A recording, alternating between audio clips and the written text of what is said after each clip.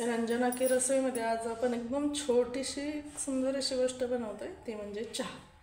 तर फक्कड चहा, कडक चहा. तर आपण काय करायचं, थोडंसं पाणी घ्यायचं. थोडं पाणी गरम झालं की तुम्ही किती साखर घेता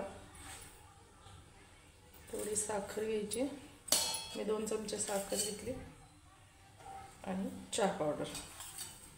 पाणी गरम झाल्यानंतर चहा पावडर घालायची आणि दूध गरम करूनच घालायचं चहामध्ये. चहा उकळू द्यायचं चांगला. आणि आलं घालायची एक पद्धत असते. आलं खिसून घालण्यापेक्षा तुम्ही असं ठेसून घातलं ना, हे बघा मी असं करून घालते आलं असं.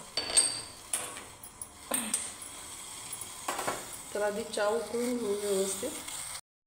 असा चहा उकळल्यानंतर दूध घालायचं. आणि आपण काय करतो, चहा पावडर साखर टाकतो आणि त्याच्यासोबत आलं टाकतो. त्याच्यामुळं आपल्याला आल्याचा वास येत नाही. म्हणून आपण काय करायचं, दूध घातल्यानंतरच आलं घालायचं. मग तो चहा असा स्वादिष्ट लागतो.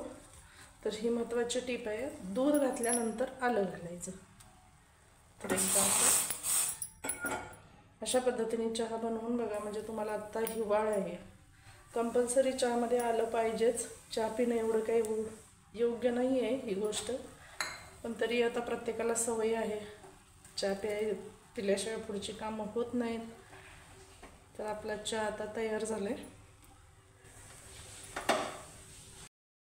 हा तयार झाला आपला कडक चहा.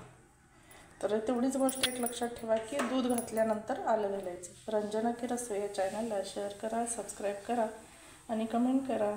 आणि या चहा प्यायला गुड मॉर्निंग, शुभ सकाळ.